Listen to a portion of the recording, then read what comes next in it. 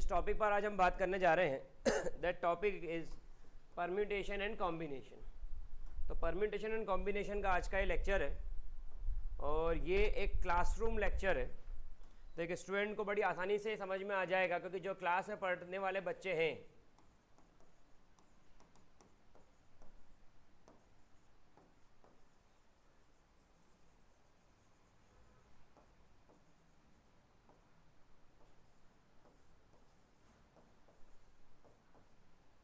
जो क्लास में बच्चे यहाँ पर पढ़ रहे हैं इनके जो डाउट्स हैं वही डाउट्स यहाँ पर बच्चों के होते हैं। तो परम्यूटेशन एंड कॉम्बिनेशन की अगर अपन बात करें तो permutation and combination class 11th NCERT और एक्सरसाइज नंबर 7.1 से शुरुआत करूँगा। लेकिन पहले मैं उसकी ये बता दूँ कि what the actually permutation is. Permutation actually होता क्या है? परम्यूटेशन एक्चुअली होता क्या है? तो परम्यूटेशन का मतलब होता है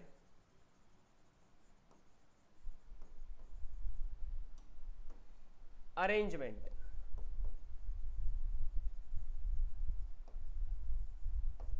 आपको कुछ नंबर ऑफ टर्म्स दी हुई हैं, उसमें से कुछ नंबर ऑफ टर्म्स को अरेंज करना है। जैसे कि आपके पास n नंबर ऑफ टर्म्स है और आपको उनको उसमें क्या करना है, r नंबर ऑफ टर्म्स को अरेंज करना है। तो यहाँ पर फॉर्मूला क्या लगेगा, NPR, और वो क्या होता है n फैक्टोरियल और अपॉन में क्या आ गया n माइनस r का भी। इस फॉर्मूले का यूज करेंगे तो आपका आंसर आ जाएगा। आपको 1 से लेकर के 10 तक के सारे फैक्टोरियल याद करना है। उनको याद करे बिना आपके आंसर प्रॉपर परफेक्ट नहीं आ पाएंगे। जैसे मान लीजिए कि आपको अगर 5 फैक्टोरियल चाहिए तो व्हाट डज इट मीन, आपको 5 को रिवर्स ऑर्डर में लिखना है अप टू 1। तो 5 4 3 2 1।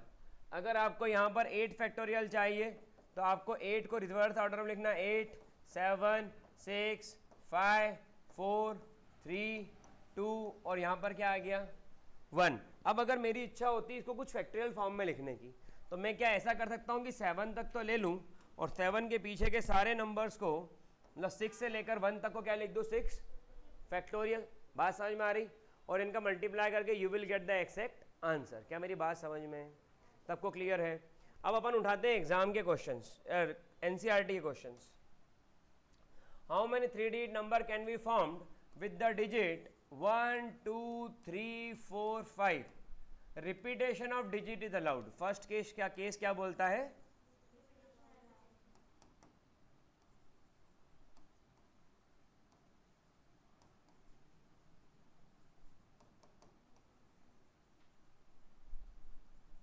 Repetition of digit allowed.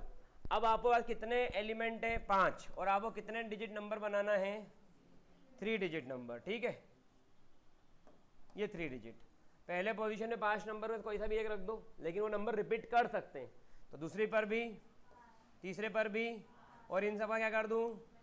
तो आंसर क्या आ गया, कितने तरीकों से नंबर बन सकता है। लेकिन इसका दूसरा केस बोलता है रिपीटेशन नॉट अलाउड।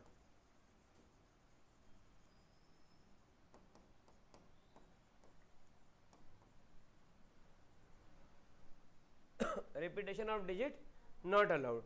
अब अगर रिपीटेशन अलाउड नहीं है, बात को ध्यान सुनना, तो पहली पोजीशन पर तो 5 में से कोई सा भी एक नंबर आ गया, let's say this one is the number.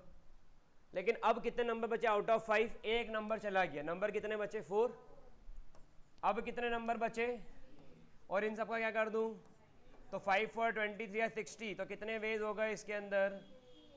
60 veg. तो यहाँ पर आप कितने तरीके से नंबर को अरेंज कर सकते हो? 60 तरीके से इस नंबर को आप क्या कर सकते हैं। क्या मेरी बात समझ में 100% क्लियर? कोई दिक्कत नहीं इसके अंदर। आगे बढ़ जाऊं तो ये 2 केस इसके अंदर आ गए, फटाफट से नोट डाउन करिए फिर आगे बढ़ते हैं। चलिए,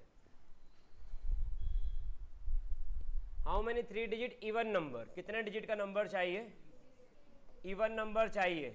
तो इवन नंबर की कंडीशन क्या होती है? यहाँ पर कैसा नंबर आना चाहिए, तभी आपका नंबर क्या कहलाएगा, इवन नंबर कहलाएगा। ठीक है, how many 3 digit even number can be form from the digit 1 2 3 4 5 6। तो यहाँ पर कौन से नंबर आ सकते हैं? यहाँ पर आ सकता है 2, यहाँ पर आता है 4 और यहाँ पर आ सकता है if the digit can be repeated. अगर आप डिजिट को क्या कर रहे हैं, रिपीटेशन अलाउड है। टोटल नंबर कितने हैं? 6। यहाँ पर पूरे 6 आ सकते हैं, रिपीटेशन अलाउड है।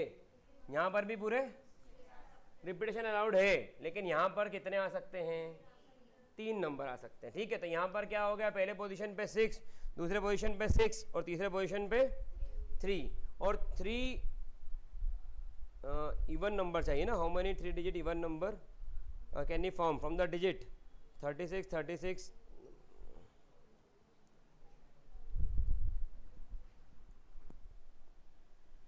अपना फिर। तो यहाँ पर ये 3 नंबर पुट कर सकते हैं, इनका मल्टीप्लाई कर दें तो 6 से 36 3 जा, तो ये कितना आ गया 108। क्लियर है, पक्का? फटाफट नोट डाउन करिए, फिर अगला क्वेश्चन।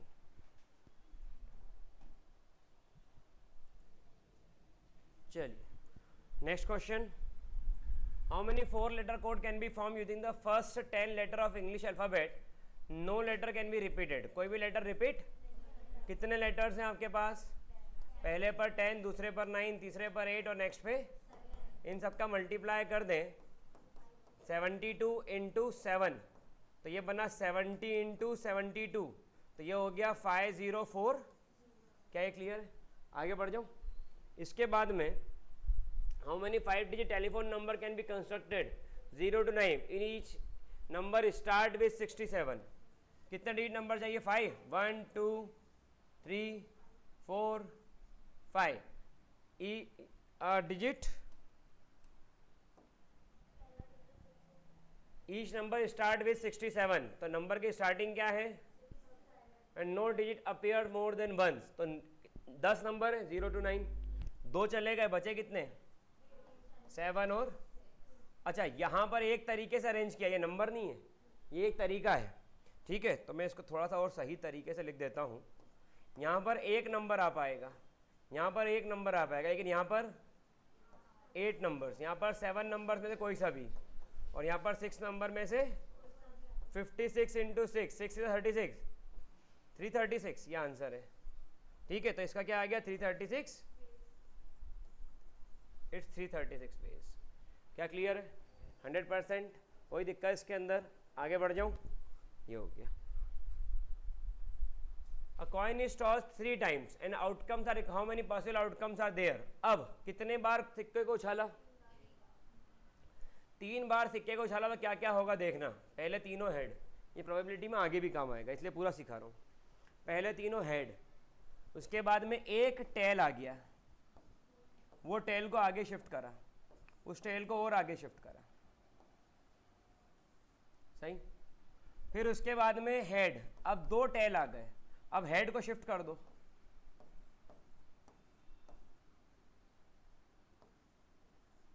और लास्ट वाला, तो पहले एक भी टेल नहीं था, फिर एक टेल आया, फिर 2 टेल आया, फिर तीनों टेल आ गए। Total number of possible outcome कितने हो गए, और आंसर ही वही है। क्लियर? ये दोनों क्वेश्चन फटाफट से नोट डाउन करिए, फिर आगे बढ़ते हैं। चलिए, 5 flags of different color, how many different signals can be generated? Each signal requires 2 flag।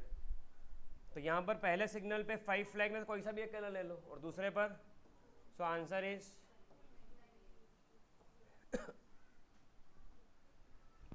ठीक है, बात समझ में आ रही? बहुत टफ क्वेश्चन था। अगले क्वेश्चन बात है exercise number 7.2, evaluate 8 factorial upon 4 factorial minus 3 factorial. तो इसका एक सेपरेट वीडियो बना लेते हैं, तो आपको एक्सरसाइज नंबर 7.2 मिल जाएगा उसमें।